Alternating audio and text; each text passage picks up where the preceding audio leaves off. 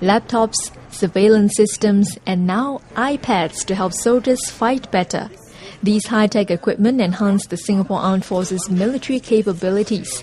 But are they turning our soldiers into softies who can only fight with the aid of technology? How do we know? How do we know that we have an effective fighting force? That's the bottom line.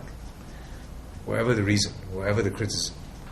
And you can only know when the real test comes, when there's a real critical need, which obviously we prepare for, but we prepare so that it never comes.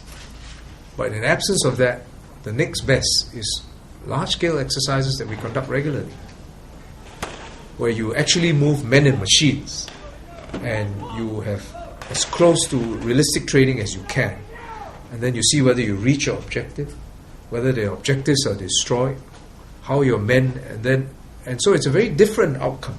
And the realism is taken seriously. I'm not also completely unhappy when we Singaporeans feel that we ought to be tougher. I think it's good. I think it's good that we will continue to try to be physically strong.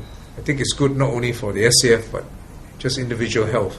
Speaking at the SAF Day media interview, Defence Minister Dr. Ng Eng Hen said that they will continue to introduce new platforms and upgrade training to adapt to the new generation of soldiers.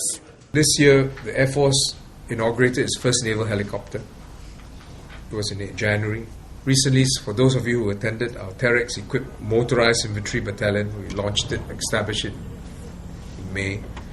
We've bought also a new, what we call a ground-based air defense system. This is a Spider, SPYDER, ground-based system. It replaces our 30-year-old Rapier air defense system.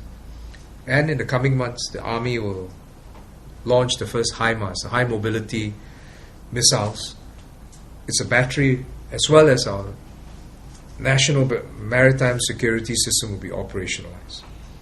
We'll also take delivery of our Heron UAVs. Heron UAVs will replace our Searcher-class UAVs, our unmanned aircraft vehicles, which have been in service since the 1990s. So we are progressively and will continue to have new platforms that are integrated to the larger SAF. The SAF is not falling behind and trying to keep up with this.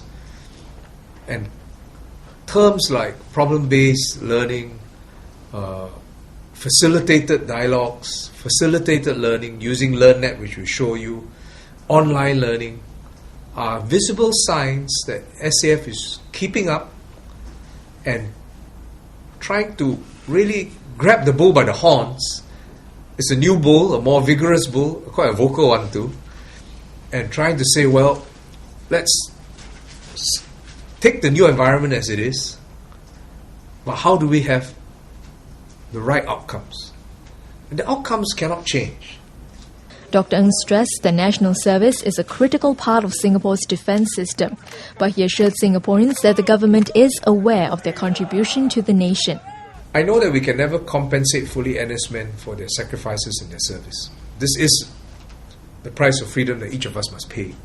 But we will continue to find tangible ways to acknowledge and appreciate what their contributions are. And we can talk about what we've done, but we've done recently in terms of recognition award, NSF awards, and time to time we'll find ways. But part of that is also helping them. So what we've done is also start conditioning centers, fitness parks, to help them become, continue to be operationally ready. SAF Day is held on July 1st every year. It's an occasion for all SAF servicemen to reaffirm their commitment to the defence of Singapore. For the full interview with Dr. Ng Eng Hen, watch the following clips.